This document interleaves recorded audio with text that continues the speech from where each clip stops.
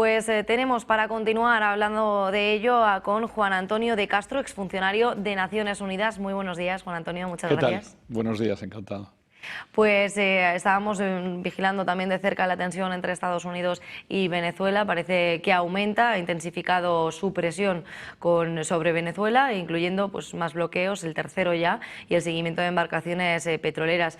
Quería preguntarle qué impacto podría tener esta estrategia más de Estados Unidos en la estabilidad regional y de qué manera vamos a seguir viendo los siguientes movimientos de Estados Unidos.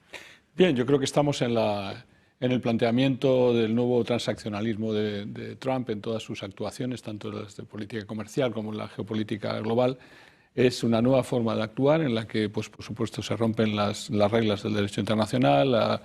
Naciones Unidas parece que se va a reunir el Consejo de Seguridad en algún momento, pero es muy difícil que Naciones Unidas sirvan para algo en este momento en el que hay veto de Estados Unidos y en el que no puede salir ninguna resolución, yo creo, aprobada, ¿no?, de ese Consejo. Con lo cual se queda uno simplemente con el planteamiento de qué es lo que está intentando en este momento Trump, qué es lo que hay detrás, qué es lo que quiere realmente. Nos hemos preguntado mucho últimamente si va a bombardear, si va a invadir, si va a hacer alguna acción de invasión terrestre.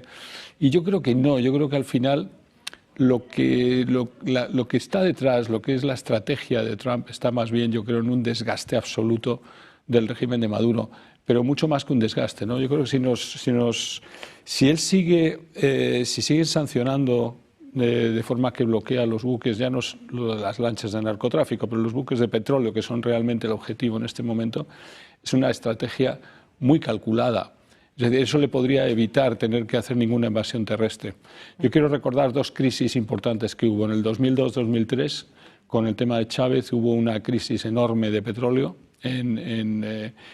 en Venezuela que le causó una caída casi del 18% del Producto Interior Bruto y 20.000 millones de pérdidas. En el 2000, me parece que fue 2020, hubo otra parecida que también le costó un montonazo a Venezuela salir adelante. Esta es la tercera intento, la crisis del 25.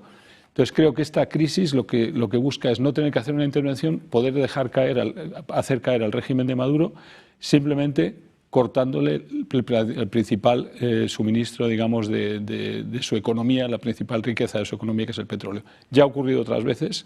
Estoy seguro que Estados Unidos sabe que si sigue así, y además basta con que lo ha hecho con 3 buques, pero basta que sean 3 más, y que no llegue ningún otro buque como las veces anteriores, que llegaron 5 buques iraníes y salvaron el asunto. Esta vez no van a poder llegar, parece ser, otros buques de otros países, ¿no? ¿Esperamos incluso esos movimientos a otros petroleros antes de que acabe el año? Yo creo que sí. Yo creo que ahora el objetivo no está tanto en decir públicamente que lo que se va a acabar es haciendo una invasión de Venezuela y que esto va hasta el final, cuando realmente lo que se persigue es ahogarla y asfixiarla económicamente. Es mucho más fácil para Trump acabar con el régimen de Maduro asfixiándolo económicamente que haciendo realmente una intervención militar. ¿Podríamos ver incluso una inminente salida de Maduro antes de que acabe el año? Hombre, antes de que acabe el año es como muy corto, ¿no? Pero podría haberse obligado si la crisis petrolera se produce. Hemos visto una caída del 18% del PIB en el 2003, tenemos otra caída igual o 20.000 millones de pérdidas y PDVSA en caída libre. Ahí, en cuanto flaquee el petróleo de Venezuela, cae Maduro. Y poniendo ya la mirada en las recientes conversaciones entre Rusia y Ucrania, también con Ucrania y los líderes estadounidenses, los recientes informes están destacando la amenaza de misiles submarinos rusos y la vulnerabilidad de las infraestructuras críticas en Europa. ¿Qué medidas considera prioritarias para garantizar la seguridad sin escalar esas tensiones? Yo creo que Europa tiene que tener más sentido común. Los europeos tenemos que admitir lo que está pasando. En la Segunda Guerra Mundial, Estados Unidos intervino de mediador al final de la guerra y hubo el Plan Marshall y hubo una serie de cosas y a Europa le fue bien. Europa en este momento se siente abandonada por Estados Unidos, pero al mismo tiempo no quiere aceptar esa mediación de Estados Unidos. En el fondo, parece ser que Macron incluso está intentando hacer él mismo ya los primeros pinitos directamente él. Aquí cada uno intenta cosas, pero no hay una confianza realmente en Estados Unidos. A mí lo que más me preocupa en este momento, yo creo que nos tienen que preocupar, es la salida de patabanco que está teniendo la Comisión Europea, la señora van der Leyen en particular, con la presión que ha habido estos últimos días para tratar de utilizar los fondos rusos, ¿no? Se ha llegado a una solución que me parece terrible, porque nadie está diciéndolo, pero realmente el préstamo que se ha propuesto y que dicen que es la gran solución es un suicidio para Europa. Digamos, si hubieran congelado los activos rusos, no sé lo que hubiera pasado, pero con este préstamo se suicida Europa. ¿Por qué? Porque no se va a devolver jamás, solo devuelven, esto se devuelve si Ucrania volverá a pagar, si le paga a Rusia compensaciones por la guerra. Pero Rusia no va a perder esta guerra, con lo cual no va a pagar jamás las compensaciones. ¿En qué está respaldado ese préstamo? Está respaldado en el presupuesto de la Unión Europea. ¿Qué es el presupuesto? Somos nosotros. Somos cada uno de los europeitos que estamos ahí. Y yo he calculado más o menos lo que hubiera podido usarse de 90.000 millones que vamos a endeudarnos, en definitiva, que van a bofetear la economía europea. Si los hubiéramos inyectado en la economía europea, con el multiplicador más o menos medio, esto hubiera generado del orden de un 0,5 a un 0,8% de crecimiento del PIB de la Unión Europea. Eso es lo que nos estamos perdiendo. Si además al final resulta que esto va a resultar en un aumento de impuestos y una reducción de gasto europeo en esa cantidad, porque no nos van a devolver el dinero, eso está claro, eso va a producir precisamente una pérdida, una caída del 0,5-0,6%, cerca del 1 en 2 años. Perder un 1% de crecimiento del PIB, si pensamos que esa cantidad es más o menos 2/3 del presupuesto europeo, es tremendo, es afectar en un 10% las pensiones, por ejemplo, europeas, es dejarnos con la sanidad, con un montón de cosas mucho peores. Entonces, parece que es una gran victoria el que se puede seguir financiando la guerra de Ucrania cuando jamás nos van a devolver el préstamo, cuando lo vamos a pagar todos los europeos y nadie está diciendo el coste que esto representa para nosotros, la gente de la calle. Evitando así y dejando de lado ese crecimiento que podría ser exponencial. Y el crecimiento es que si podemos conseguir un 0,5-0,6% de PIB cuando estamos creciendo ¿a cuánto? Al 1, a 0,8, y podríamos conseguir 0,6 solamente inyectando eso en la Unión Europea, ahora lo vamos a perder en Ucrania. Digo perder porque esta guerra no se le gana a Rusia, entonces hay que negociar. Y se sabe que va a negociar. La esperanza que me queda es que se negocie pronto, que jamás lleguemos a hacer ese préstamo, porque si llegamos a hacer ese préstamo, como ya se ha aprobado, entonces estamos metidos en un buen lío económico. Es la ruina económica de Europa. Y lo estamos pagando cada uno de nosotros. Y lo pagamos nosotros, que es que nos creemos que el presupuesto europeo, no, el presupuesto europeo está hecho con nuestras contribuciones. Y ellos es siempre patada adelante. Porque al final somos nosotros los que acabaremos pagando, que somos la pieza más débil, ¿no? No han podido tocar los activos rusos, que era la pieza difícil, pues entonces se caen en la pieza fácil, que somos nosotros. Eso es siempre lo que nos ocurre, ¿no? Pues bueno, continúan esas conversaciones, esas negociaciones en Florida durante la jornada de hoy. Estaremos pendientes a cuáles son los posibles avances. Mientras tanto, también poniendo la mirada en la expansión de asentamientos israelíes en Cisjordania. Juan Antonio, ¿sigue siendo un foco de tensión? ¿Qué opciones diplomáticas o qué mecanismos internacionales podrían estar aplicándose para poder evitar escalada en el conflicto? Sí, a mí me preocupa que realmente hemos perdido los mecanismos internacionales, porque después del acuerdo de paz, supuesto entre comillas, ¿no? Porque sirvió, es verdad, para los rehenes y poco más, porque ahí sigue Hamás, ahí sigue las fuerzas israelíes más o menos donde estaban, los asentamientos son un bofetón al acuerdo de paz y nadie los está parando. Naciones Unidas dice que hay que pararlos, pero bueno, esto no va a servir tampoco para nada, ¿no?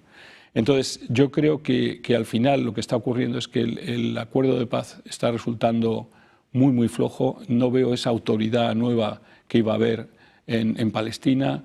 No veo ninguna futura creación del Estado palestino. Es decir, lo que ha habido más o menos es un pequeño engaño. Nos hemos querido engañar a nivel internacional. Es verdad que ha dejado de haber bombardeos, pero sigue el proceso igual. Jamás no se desarma. Y Israel sigue tomando asentamientos. O sea que estamos un poco en la vuelta atrás, sin guerra, pero no sabemos hasta cuándo sin guerra. Será cuestión de tiempo. Porque si no terminan haciendo la treintena de acuerdos que tenían, de los cuales solo se han hecho 2 o 3 de los primeros, pues no avanzamos, ¿no? Trump, de hecho, avanzaba en que podía entrar en esa segunda fase del acuerdo con Israel y Hamás. No sé de qué manera pueden entrar y de qué manera lo ves tú. Hombre, es de esperar que lo hagan, pero para eso tiene que parar los asentamientos israelíes. Hay que volver otra vez a los puntos que se acordaron en el acuerdo de paz y no se está haciendo. Bueno, Trump lo querrá hacer, pero es otro de los frentes a nivel mundial que avanzan despacio, ¿no?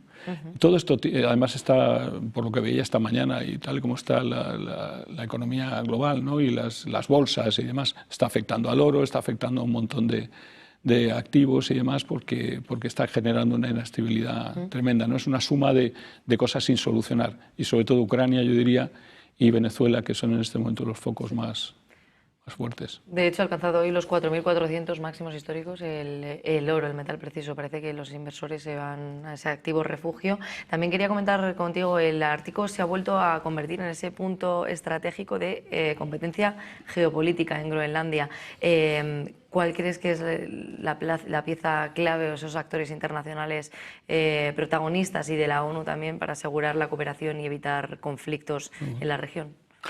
Yo creo que el mundo está cambiando tanto que hemos pasado, digamos, de un mundo unipolar prácticamente al mundo multipolar, yo diría tripolar, ¿no? Estados Unidos, China y Rusia, en el fondo han acordado entre bastidores que cada uno va a tener un poco el control sobre sus zonas de influencia y que nadie va a tocar las zonas de influencia del otro. En Groenlandia tenemos ahí un tema entre Estados Unidos y Rusia en particular y otros países también, pero va a haber también ese respeto, digamos, a lo que tiene cada uno, ¿no? A lo que tiene a las zonas de influencia de cada uno.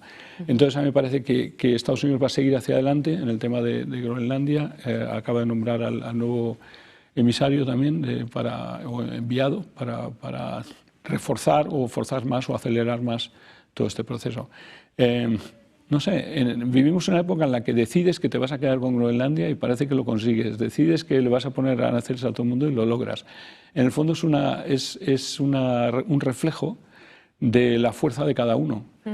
Estamos cayendo un poco en las relaciones internacionales de fuerzas de cada uno sin que haya digamos, un elemento internacional de contención.